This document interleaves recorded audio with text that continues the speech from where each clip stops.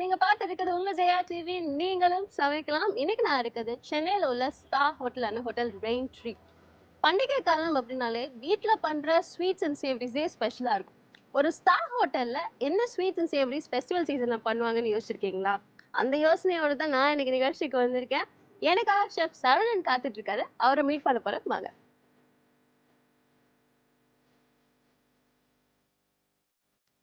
Chef, hello, எப்படி இருக்கீங்க? நல்லா இருக்கு. Okay, so I am really excited இன்னைக்கு நான் உங்களை மீட் பண்ணுறதுக்கு.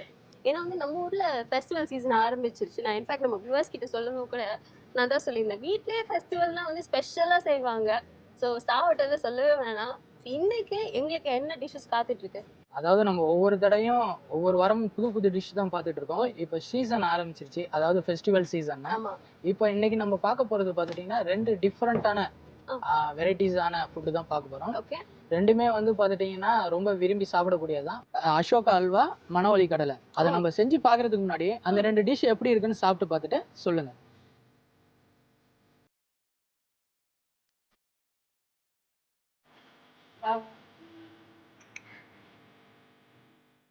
Mind blowing. எவ்வளோ டெலிஷியஸாக இருக்குது தெரியுமா இந்த அல்வா.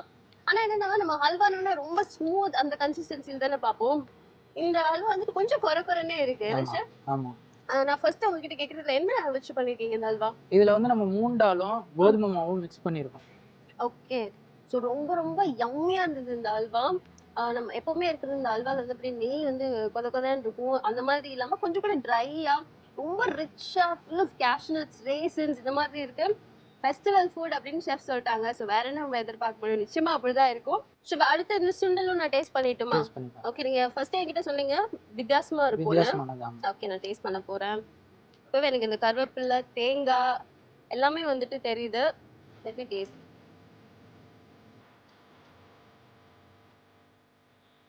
எனக்கு அவ்வளோ ஒரு டிஃப்ரென்ஸ் தெரியுது. ஒரு ஸ்வீட் சாப்பிட்டுட்டு காரம் சாப்பிடணும்னு ஏன் சொல்றாங்கன்னு இப்பதான் புரியுது. ரொம்ப டிஃப்ரெண்டான டேஸ்ட். சுண்டல் அப்படின்றது சுண்டல் நமக்கு தெரிஞ்ச சுண்டல், அதுவும் வீட்டுல பண்ற சுண்டல் தானே அப்படின்னு யோசிச்சுட்டு தான் வந்து நான் டேஸ்ட் பண்ணேன். பட் இந்த மனோலி சுண்டல் அப்படின்றது வந்துட்டு ஆந்திரா ஸ்பெஷல் ஷெஃப் சொன்னாங்க. இப்பதான் புரியுது. ஏன்னா ஒரு ஸ்பூன் எடுத்தோன்னே அவ்வளோ அப்படியே காரம் சுருன்னு இருக்கு. புது புது ஃபிளேவர்ஸ் நிறைய வருது. ஏன் ஷெஃப் எனக்கு பூண்டெல்லாம் டேஸ்ட் பண்ண முடியுது இதுல. ஆமா, அதாவது நம்ம வீட்ல செய்யற சுண்டல் வந்து ஒன்லி தாளிப்பு போட்டு, பட் வந்து அதுல வந்து வெறும் கோகனட் மட்டும் தான், கிரேட் பண்ண கோகனட் மட்டும் தான் போடுவாங்க, திருவண்ண தேங்காய். பட் வந்து இந்த திருவண்ண தேங்காயில நம்ம வந்து பூண்டு, பச்சை மிளகாவை வந்து இடிச்சு போடுறோம், அதாவது கிரஷ் பண்ணி போடுறோம். அதான் இந்த சுண்டலோட ஸ்பெஷல் இது. ஓகே, நீங்க தான் பேசிட்டே இருப்பீங்கன்னு நினைச்சு சாப்பிட்டுட்டே இருக்கலாம். ஓகே, ஸோ ஒரு இன்ட்ரெஸ்டிங்கான சுண்டல், அட் தி சேம் டைம் வந்துட்டு ஒரு சூப்பரான அல்வாவும் கூட. எனக்கு என்னன்னா இது எப்படி பண்ணியிருப்பாங்க, என்னென்ன ஆட் பண்ணியிருப்பாங்க, ஈஸியா இருக்குமா கஷ்டமா இருக்குமா, இந்த மாதிரி 1000 கேள்வி என் மனசுல ஓடுது. அதை நீங்க சாப்பிட்டு பார்த்து இப்போ எப்படி இருக்குன்னு அதை தெரிஞ்சுக்கணும்னு நீங்க நினைக்கிறீங்க. நான் உங்களுக்கு எப்படி அதை செய்யணுங்கிற வழிமுறையை உங்களுக்கு சொல்றேன். Fantastic chef. என்னால் இதுக்கு மேலே எக்ஸைட்மெண்ட்லாம் ஹோல்ட் பண்ண முடியல. நான் ரொம்ப ஆவலா இருக்கேன் இந்த 2 டிஷ் எப்படி ப்ரிப்பேர் பண்ணுவாங்கன்றது தெரிஞ்சுக்கிறதுக்கு. ஸோ போலாமா?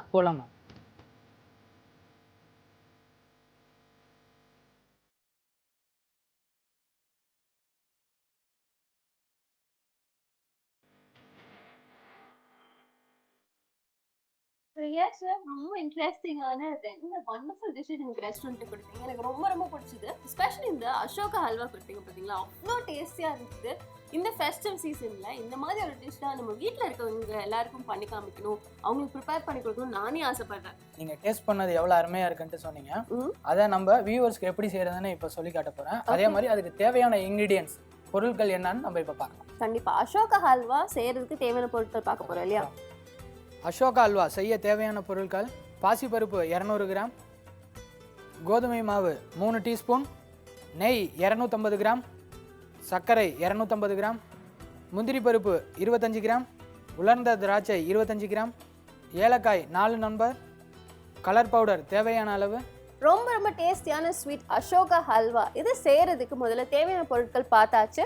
ஸோ ஷெஃப், நம்மளோட ப்ரிப்பரேஷன் ஆரம்பிச்சிடலாமா? ப்ரிப்பரேஷன் ஆரம்பிச்சிடலாம். அதுக்கு முன்னாடி ஒரு ப்ரீ ப்ரிப்பரேஷன் இருக்கு. சரி, அது எப்படின்றத நான் சொல்றேன். நான் ஓகே ஆல்ரெடி நான் ரெடி பண்ணி வச்சிருக்கேன்.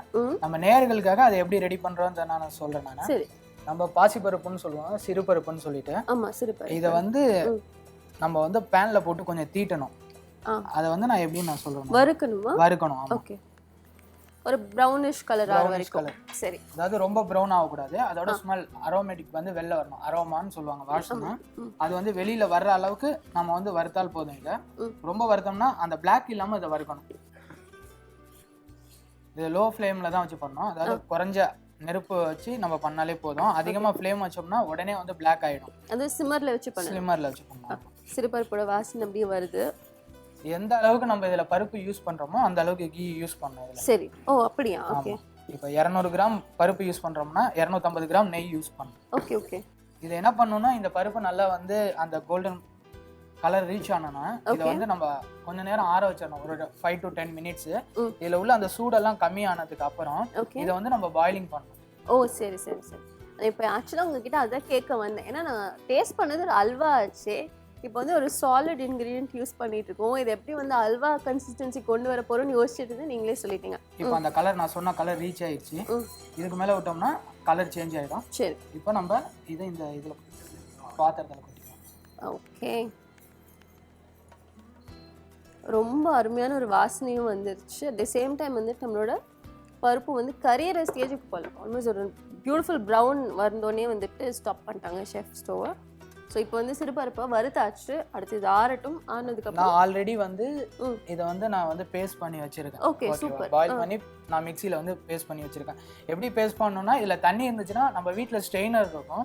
அந்த ஸ்ட்ரெயினரில் ஊற்றி அந்த தண்ணியை சுத்தமாக எடுத்துட்டு அதுக்கப்புறம் நம்ம மிக்சியில், அதாவது அந்த ஹீட் குறைஞ்சோன்னா, சூடு குறைஞ்சோன்னா அதை வந்து நம்ம பேஸ்ட் பண்ணி எடுத்து வச்சிடணும்.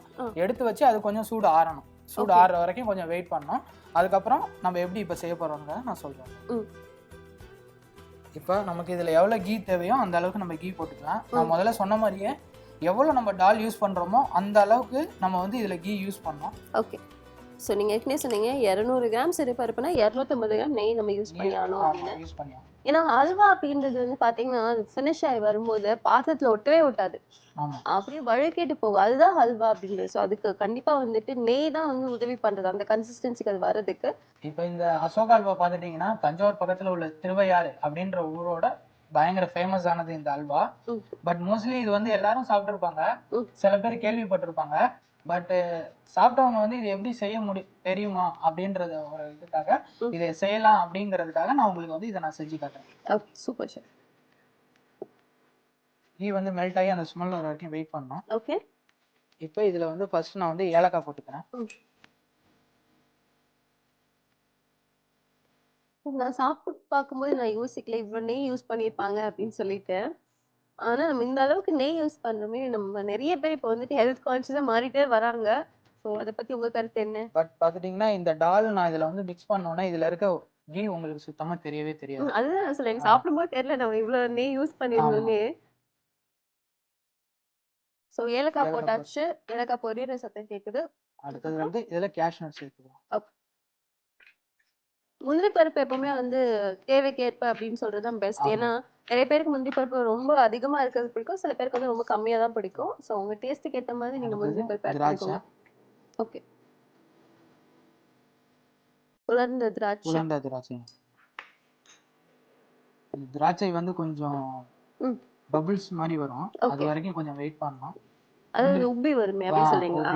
Okay okay. நல்லா பலூன் மாதிரி உப்பி வந்துருச்சு நம்மளோட திராட்சை. இப்போ இதில் வந்து நம்ம ஆட்டா ஃப்ளேரை யூஸ் பண்ணுறோம். ஒரு 200 கிராம் பருப்புக்கு நம்ம ஒரு 3 டீஸ்பூன் அளவு இதில் யூஸ் பண்ணிக்கலாம். 3-4 டீஸ்பூன் அளவு யூஸ் பண்ணிக்கலாம். அந்த ஹல்வாக்குள்ள அந்த பசை தன்மை கொடுக்கிறது கோதுமை மாவு. ஆமாம் ஆமாம் ஆமாம். இதோட இந்த கோதுமை மாவு போட்டதுக்கு அப்புறம் இதுலேருந்து ஃப்ளேவர், அந்த கீயோட ஃப்ளேவர், நெய்யோட ஃப்ளேவர் நல்லா வெளியில் வரும். அந்த நேரத்தில் நம்ம வந்து மிக்ஸ் பண்ணி வச்சிருக்க இந்த டால், ஓகே, பேஸ்ட் பண்ணி வச்சிருக்கோம் இல்லையா? ஆமா, பருப்பு சிறுபருப்பு பேஸ்ட். இத வந்து இதல போட்டு நம்ம மிக்ஸ் பண்ணிக்கலாம். சரி. ஷெஃப் சொன்னது ஒரு முக்கியமான டிப் தான். அதாவது கோதுமை மாவு கெட்டி எல்லாம் ஃபார்ம் பண்ணாம நம்ம கலக்கிட்டே இருக்கோம்னா அந்த டைம்ல வந்து நெய்யோட வாசனை ரிலீஸ் ஆகும். அந்த பாயிண்ட்டை கரெக்டா நோட் பண்ணி அப்போ வந்துட்டு சிறுபருப்பு நம்ம அரைச்சி வச்சிருக்கோம் இல்லையா, அந்த கலவையை ஆட் பண்ணிடலாம் உள்ள. நம்ம வந்து ஏற்கனவே இது ப்ரீ ப்ரிப்பேர்டா வச்சிருந்தோம்ல ஷெஃப், அதனால கொஞ்சம் கெட்டியா இருக்கு. நம்ம அப்ப வீட்ல அரைச்சிருந்தோம்னா இன்ஃபேக்ட் இன்னும் கொஞ்சம் லூஸா இருந்திருக்கும், கிண்டுறதுக்கும் ஈஸியா இருந்திருக்கும். நான் ப்ரீ ப்ரிப்பரேஷன் பண்ணி வச்சிருந்ததால இது ஆறிடுச்சு, அதனால கொஞ்சம் கெட்டியாயிடுச்சு. உண்மையா நான் நினைச்சேன் ஷெஃப், அல்வா பண்றது வந்துட்டு ஒரு பெரிய டாஸ்க் போல இருக்கு, நம்மளாம் வீட்ல பண்ண முடியாதுன்னு. இன்னைக்கு வந்து ப்ரிப்பரேஷன் பார்க்கும்போது எல்லாருக்குமே அந்த கான்ஃபிடன்ஸ் வந்துரும்னு நினைக்கிறேன். இன்ஃபேக்ட் நம்மளோட ஷோவோட கான்செப்டே அதுதான். எல்லாருமே சமைக்கலாம் அப்படின்ற கான்ஃபிடன்ஸ் தரக்கூடியது தான் நம்ம நிகழ்ச்சி. அண்ட் இன்ஃபேக்ட் இன்னைக்கு பார்த்தீங்கன்னா ஹல்வாவும் வந்து நம்ம வீட்டிலேயே செய்யலாம் அப்படின்ற கான்ஃபிடன்ஸ் நிச்சயமா உங்களுக்கு வந்திருக்கும். Chef Ashoka halwa almost ready ஆயிடுச்சுன்னு நினைக்கிறேன். ரெடி ஆயிடுச்சு மேடம். நம்ம இதை கீழே போட்டு குக் பண்ணுறோம். அது அந்த அல்வா கன்சிஸ்டன்சி வரணும்னா நம்ம எப்படி செக் பண்ணணும்னா இது வந்து நம்ம கரண்டியில் ஒட்டாமல் இருக்கணும். அதுக்காக ஹை ஃப்ளேம் வச்சு குக் பண்ணால் உடனே அடி பிடிச்சிரும்.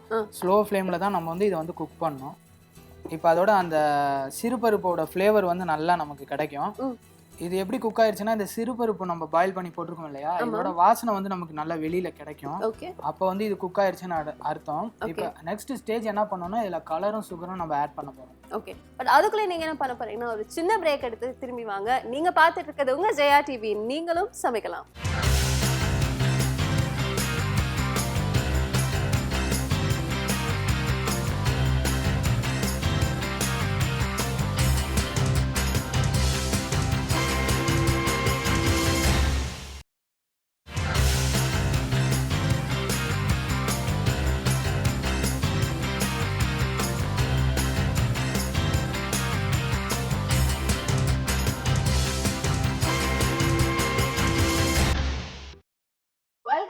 நீங்க பார்த்துட்டு இருக்கிறது உங்க ஜெயா டிவி. நீங்களும் சமைக்கலாம். நம்ம நிகழ்ச்சியில முதல் டிஷ் இன்னைக்கு பார்த்துட்டு இருக்கிறது அசோகா ஹல்வா.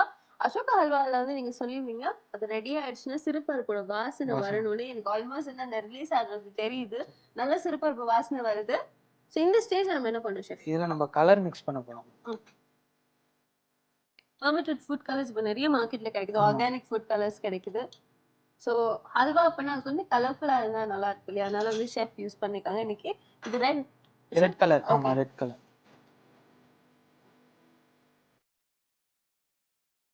ஆட் பண்ணியாச்சு. இப்போ நெக்ஸ்ட் வந்து இதுல வந்து நம்ம ஸ்வீட் சுகர் ஆட் பண்ண போறோம். ஓகே, அல்வால அது முக்கியம் ஸ்வீட் தான். ஸோ அதுக்கு அந்த ஸ்வீட்னஸ் கொடுக்குறது இன்னைக்கு சுகர். வெல்லம் ஆட் பண்ணுவாங்களா ஷெஃப்?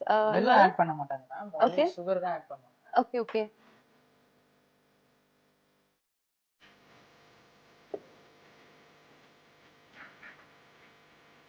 ஷெஃப் நம்ம ஏன் சுகர் வந்து கடைசியில் ஆட் பண்றோம்? கொஞ்சம் கூட லூசன் ஆகுமா திக்கன் ஆகுமா அல்வா?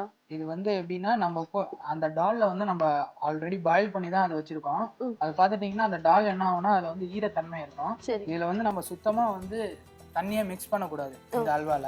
அதுக்காக தான் நம்ம வந்து அந்த மூண்டால் வந்து நம்ம வந்து சிறுபருப்பை வந்து நம்ம வந்து சாட்டே பண்ணி அதோட வேக வச்சோம். அப்போ வந்து நம்ம சுகர் வந்து இதுல போடுறப்ப சுகர் ஹீட்ல போடுறப்ப அது வந்து மெல்ட் ஆகும்.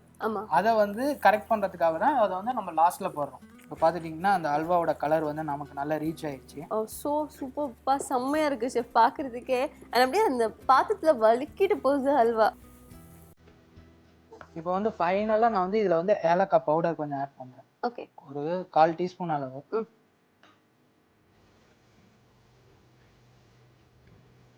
அல்வா ரெடி ஆயிடுச்சு. இப்போ இதை நான் பிளேட்டிங் பண்றேன். ஓகே,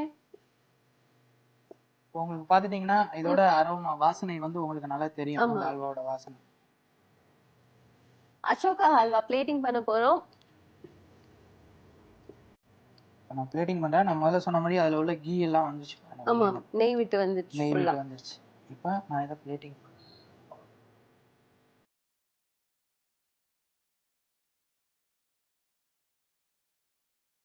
ஹல்வானாவே வந்துட்டு அந்த கிளற அந்த கரண்டியில கூட ஒட்டக்கூடாதுன்னு ஷெஃப் சொல்லியிருந்தாங்க. இப்போ வந்து ஷெஃப் அதை பிளேட் பண்ணும்போது எனக்கு அது தெரியுது. அவர் சர்வ் பண்ற அந்த கரண்டியில கூட அது சுத்தமா ஒட்டவே இல்லை.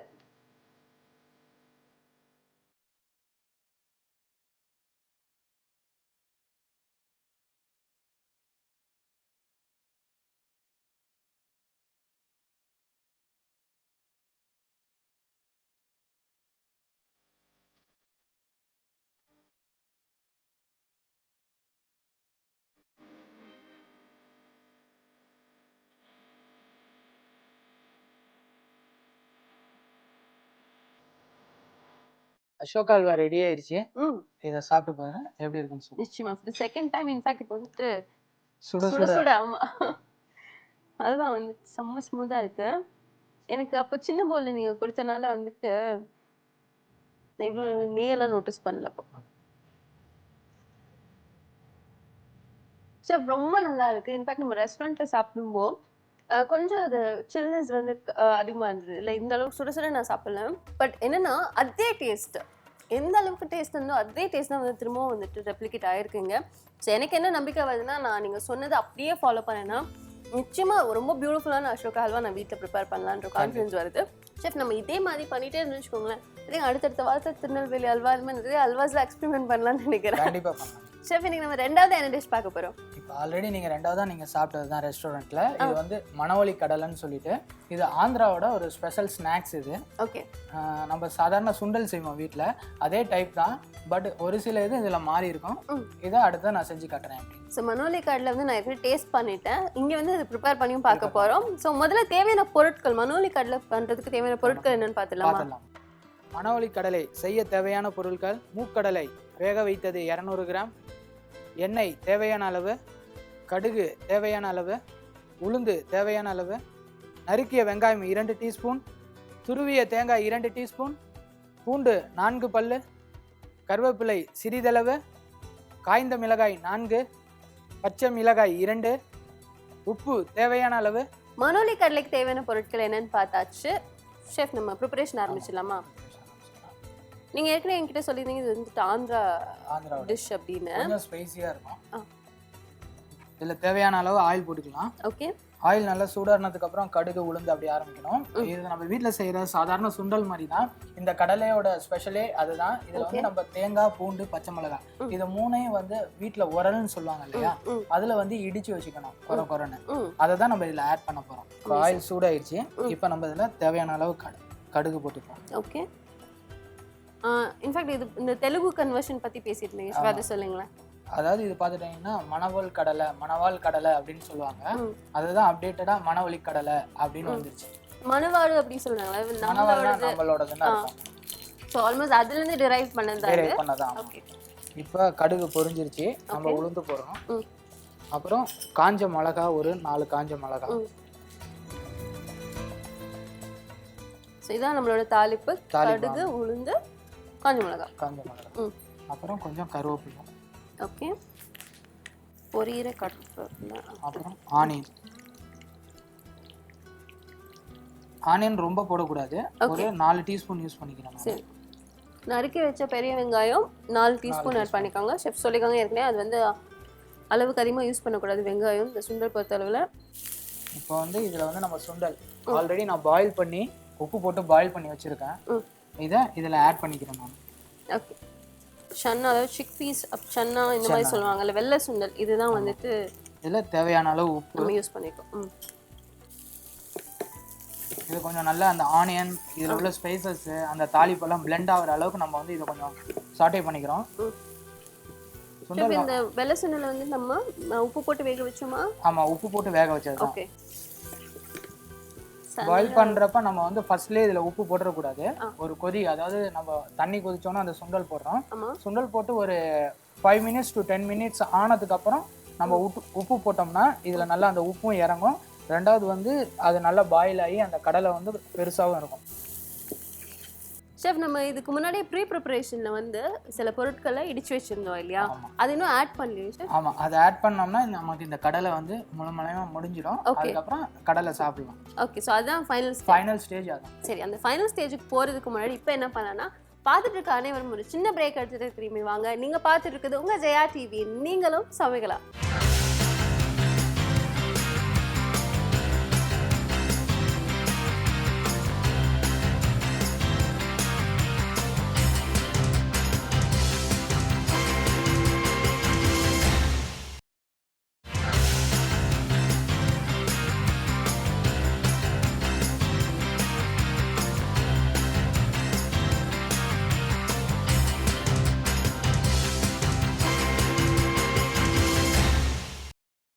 Welcome back. நீங்க பார்த்துட்டு இருக்குது உங்க ஜெயா டிவி, நீங்களும் சமைக்கலாம். இன்னைக்கு நம்ம நிகழ்ச்சியில 2வது டிஷ் நம்ம பார்த்துட்டு இருக்குது மணவள்ளி கடலை. ஆல்மோஸ்ட் வந்துட்டு ப்ரிப்பரேஷனோட எண்டுக்கு வந்தாச்சு. ஒரு முக்கியமான விஷயம் ஆட் பண்ணணும். நம்ம இடிச்சு வச்சிருக்க இன்கிரீடியன்ஸ் ஆட் பண்ணிடலாமா ஷெஃப்? பொதுவாக நம்ம வீட்டில் சுண்டல் எப்படி ரெடி பண்ணோமோ அந்த மாதிரி ரெடி ஆயிடுச்சு. ஆமாம். இந்த ஆந்திராவோட ஸ்பெஷல் அந்த மணவள்ளி கடலைக்கு என்ன தேவைன்னா, நம்ம ஆல்ரெடி நான் சொன்னல அவங்கள்ட்ட அந்த தேங்காய், பச்சை மிளகா, பூண்டு இது மூணையும் வந்து நான் வந்து இடிச்சு வச்சிருக்கேன். அதை வந்து இதில் மிக்ஸ் பண்ண போகிறோம். அதை மிக்ஸ் பண்ணால் கடலை வந்து ஃபினிஷ். ஓகே சரி ஆட் பண்ணிடலாமா அப்போ? ஆமாம், இதை நான் உரலில் போட்டு க்ரஷ் பண்ணி வச்சுருக்கேன். நான் வீட்டில் உரல் இல்லாதவங்க நம்ம வந்து அந்த மிக்சியில் போட்டு நீங்கள் சொன்ன மாதிரி பிளெண்ட் பண்ணிக்கலாம். ஓகே இடிச்சதுனால அந்த தேங்காய் பூண்டு பச்சை மிளகாய் எல்லாமே வந்துட்டு ரொம்ப ஃப்ளேவர் அதிகம் உள்ள பொருட்கள். ஸோ அதோட ஃப்ளேவர் எல்லாமே அப்படியே வெளில வருது. இப்போ அவங்க ஆட் பண்ணும்போது எனக்கு தெரியுது அது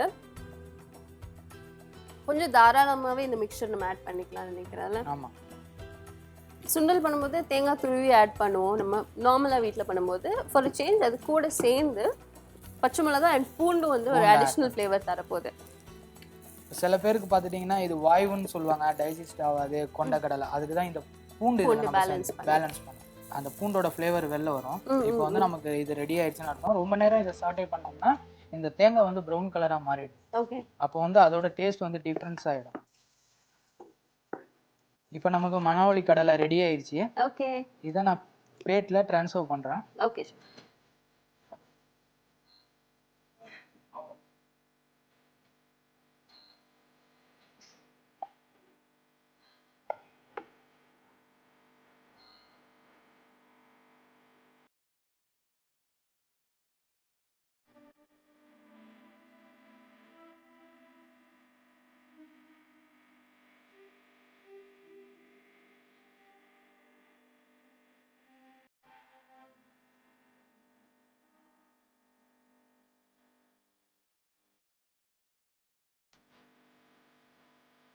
மணவள்ளி கடலை ரெடி ஆயிடுச்சு. எஸ் சுட சுட இருக்கு.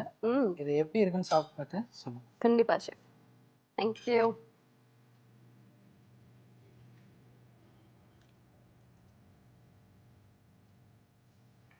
ஷெஃப் ரொம்ப நல்லா இருக்கு. இன்ஃபேக்ட் வந்து நான் ரெஸ்டாரண்ட்ல சாப்பிடும்போது கொஞ்சம் கூட வந்துட்டு கோல்டாக இருந்தது. இப்போ சுட சுட பண்ணி கொடுத்துருக்கீங்களா, அந்த வேரியேஷன் நிச்சயமா இருக்கு. ஏன்னா நம்ம எல்லாருமே சுண்டல் சுட சுட சாப்பிட தானே பிடிக்கும். அண்ட் என்னன்னா நீங்க சொன்ன அதே விஷயம் தான் நான் திரும்பவும் சொல்ல விரும்புறேன். என்னன்னா நான் வீட்டில் ரெகுலரா பண்ற சுண்டலை விட நிச்சயமா டிஃப்ரெண்ட்டாக தான் இருக்கு. அண்ட் குழந்தைங்களுக்கு வந்துட்டு கண்டிப்பா பண்ணி கொடுக்கலாம். இது பண்டிகை காலம் அப்படின்னாலே வந்து ஸ்வீட் தான். ஸோ இன்னைக்கு வந்து வண்டர்ஃபுல் ஸ்வீட் கொடுத்துருக்கீங்க. அதே மாதிரி ஸ்வீட் சாப்பிட ஆரம்பிச்சாலே உடனே நம்ம காரத்தையும் தேடுவோம் இல்லையா? ஸோ ஸ்வீட் அண்ட் காரம், ஒரு பக்கம் ஒரு அசோகா அல்வா, இன்னொரு பக்கம் மனோலி சுண்டல், பியூட்டிஃபுல் காம்பினேஷன். ஸோ இது வந்து எனக்கு ஃபர்ஸ்ட் டேஸ்ட் பண்ணுறதுக்கு கொடுத்தது மட்டும் இல்லாமல் ப்ரிப்பேர் பண்ணியும் கொடுத்தீங்க. ஸோ அதுக்கு ரொம்ப ரொம்ப நன்றி chef. Thank you. So yes viewers, இன்னைக்கு நம்ம நிகழ்ச்சியில் பார்த்த 2 பியூட்டிஃபுல் டிஷ்ஷஸ், ஒன்று வந்துட்டு அசோகா ஹல்வா, இன்னொன்று மனோலி கடலை. ரெண்டுமே உங்களுக்கு ரொம்ப பிடிச்சிருக்கும்னு நினைக்கிறேன். இந்த ஃபெஸ்டிவல் சீசனை இந்த மாதிரி டிஷ்ஷஸ் வச்சு இன்னும் ஸ்பெஷல் ஆக்குங்க. இதே மாதிரி 2 பியூட்டிஃபுல் டிஷ்ஷஸோட நான் உங்களை அடுத்த வாரம் சந்திக்கிறேன். Till then, this is Sharnya and Chef Saravanan saying Tata, bye-bye.